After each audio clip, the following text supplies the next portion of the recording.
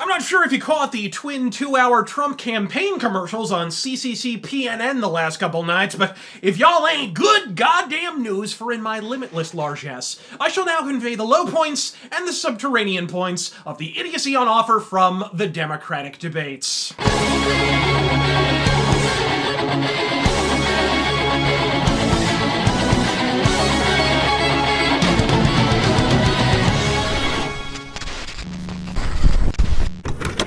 It's no secret the panel of pussy hats doing the DNC debatifying this year has heretofore displayed the unbridled moderation of Mel Gibson in a Nazi distillery. I counted at least 8 instances in the first debate alone where Bazooka Joe Biden could have sewed up the nomination tighter than his hair surgeon did his doll hair plugs merely by turning to the dais and incredulously inquiring, "Are you for fucking real? Illegal immigrant healthcare? Driver's license dispensaries for every Tom, Dick, and Sanchez of the Sonoran territories? Gun grabbing? Green New Deals? Are you putting Smirnoff in these fucking water bottles? Here's an idea, jackasses.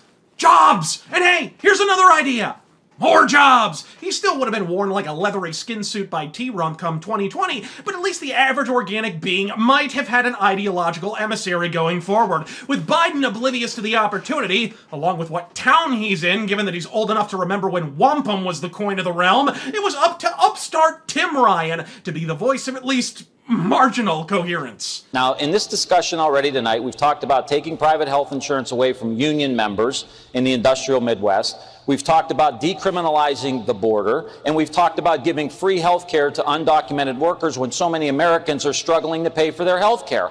I, quite frankly, don't think that that is an agenda that we can move forward on and win. We've got to talk about the working class issues, the people that take a shower after work who haven't had a raise in 30 years. Whoa, Nelly, careful with this cat. You keep this up, you might actually have a candidate. I can see the incoming anti-Tim Ryan dogpile from fucking space, folks. Not to be outdone, the following night, it was Tulsi Gabbard's turn to dunk like the Dickens. This time, Kamala, hands up, don't loot Harris. She put over 1,500 people in jail for marijuana violations and then laughed about it when she was asked if she ever smoked marijuana. She blocked evidence.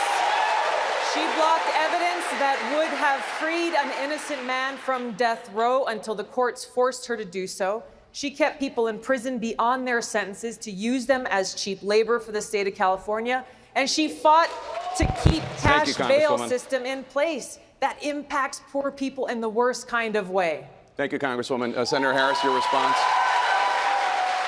I haven't seen a Samoan smack a Native American down like that since Tatanka got a flabby facial from Yoko fucking Zuna. According to Google Trends, this led to the single most searched candidate of the night being none other than Tulsi Gabbard. In response, Twitter made sure to bury the living fuck out of her trending status, because after all, what would a Democratic primary be without more rigging than a Spanish galleon? I won't labor the particulars here, especially as this was largely a rehash of the first clown show, but no one exercised less moderation than the moderators. Most notably, Don the Yawn Lemon and his Nestle Quick pancake makeup. What do you say to those Trump voters who prioritize the economy over the president's bigotry? Did these debate questions come with a 2-drink minimum? What the fuck even was that? I think you accidentally put a question mark at the end of that statement. And hey, DL Fugly, time to officially say when on the plastic surgery there, Dorian Gay. They stretch any more baby scrotum skin across your 53-year-old fucking T-zone, they'll have to rename your show Gays of Suture Past. Either way, no one in this room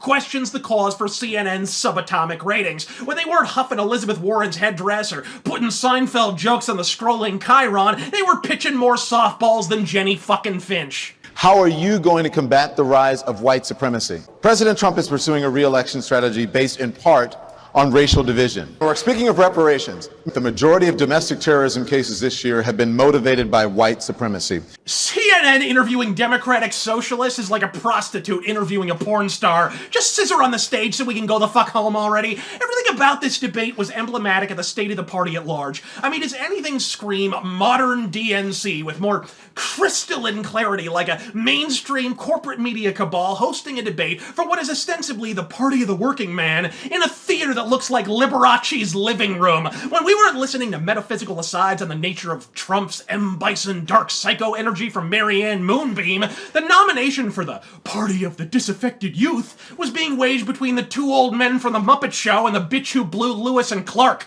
Christ's sake, your agents for sweeping social change this year have been in public office a combined 99 fucking years. Color me persnickety, but when we send Bernie Panders to Congress for, a quarter century, I expect him to do more with his time than learn to comb his hair with a fucking balloon. And before you say it, yes, we're well aware Trump is no spring chicken. Fuck, he ain't even a fall one. But he's also not claiming he'll reinvent the entire electoral system. And oh hey, he's also been in office 1/15th the fucking time this titwank triumvirate have. You want to reconnect with the youth?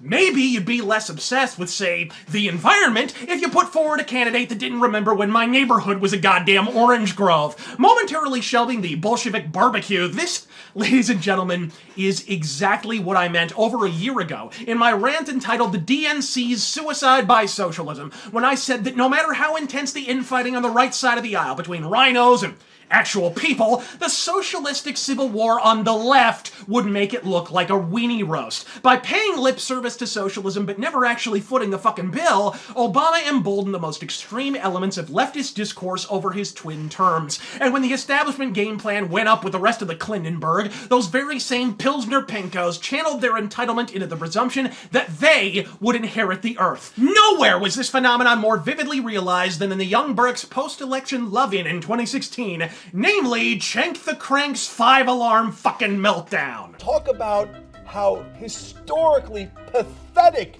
the Democratic Party is. The Democratic Party is gone. Before the election, we talked about, there might be a Republican civil war. I didn't talk about it, but the rest of the press couldn't stop talking about it. What will the Republicans do, right? No. The question is, what's the Democratic Party going to do to rise from the ashes? Because they are in ashes. And I'll tell you this right now, we are in total fucking war, okay? I'm not talking about the Republican Party. Yeah, sure, I'm happy to be at war with them. I'm happy to be at war with Trump, and it looks like I'm going to be for 4 years. But I'm at war with the Democratic Party, this corporatist, weak, spineless, pathetic party. So the DNC, you think we're coming for you? You're goddamn right. Folks, when I hear people on the right express bewilderment at the DNC's perpetual leftward slide toward Leninism, I can't help but laugh. It's like all the lefties who haven't spent the 15 seconds required to learn Trump's game plan for media manipulation from his own New York Times best-selling fucking book. He literally told us what the strategy was, live, on air, and then did it. The Young Burks have intimate ties with the Justice Democrats. The Justice Democrats subsequently funded down-ticket races to primary establishment hackmen out of long-held seats in deep blue districts. And while the blue wave never appeared as advertised and most of that money was pissed away on hopeless causes, it did yield Alex Ocasio-Chavez and the rest of the white suit Spurg squad. Point being, bitch,